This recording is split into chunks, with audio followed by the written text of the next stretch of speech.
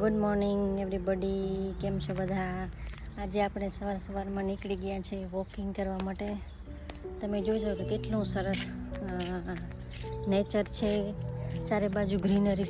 અને તમને એક હું ટ્રી બતાવવા, જો આ ટ્રી છે ને, આમાં ફ્રૂટ લાગ્યું છે ઘણા બધા, પણ આ શેનું છે ને મને ખ્યાલ નથી. જો તમને બતાવું કે એનામાં આવા ફ્રૂટ છે, તમે જોઈ શકો છો, નાના નાના ગ્રીન. અને એક બે આવા પણ છે.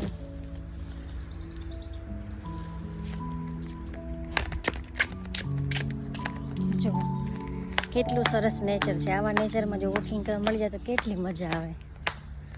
અને એ સવારમાં વોકિંગ કરવું એ આપણી બોડી માટે કેટલું સારું છે. આજનો તમે વ્યૂ જોઈ શકો છો, કેટલો સરસ છે ચારે બાજુ. અહીંયા તો આપણે એમ થાય કે અહીંયા આવી તો એમ થાય કે અહીંયાથી ક્યાંય જવું જ નથી, અહીંયા જ બેસી જાય 1-2 કલાક, એટલી મજા આવી જાય. એકદમ પીસફુલ વાતાવરણ. તમે ચારે બાજુ વ્યૂ જોઈ શકો છો. હું તમને ચારે બાજુ બતાવી આપું.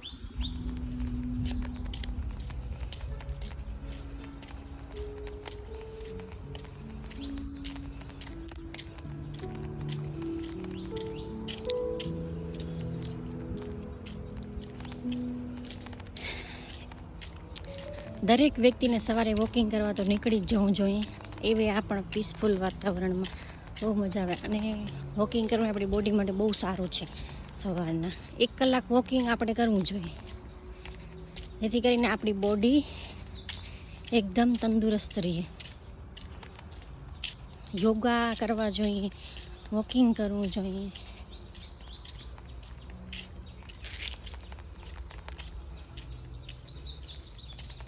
તમે જોઈ શકો છો આ ટ્રી. આ કદાચ તમે નહીં જોયું હોય, ફર્સ્ટ ટાઈમ જોતા હશો. મેં પણ ફર્સ્ટ ટાઈમ જોયું છે. પણ આ ટ્રીનું છે ને નામ અહીંયા તમને મેન્શન કરેલું છે. આ ટ્રીનો યુઝ છે ને, આમાં જે ફળ થાય છે ને, એનો યુઝ દવા બનાવવા માટે કામ આવે છે.